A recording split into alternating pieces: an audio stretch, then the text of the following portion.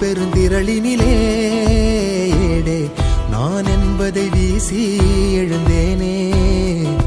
மனமே தான் என்பது போகும் பெருங்கணத்தினிலே கூவி வாவென்றொரு வாழ்க்கை சிறு குரலாய் அருளாய் பேச போகாதொரு ஆழம்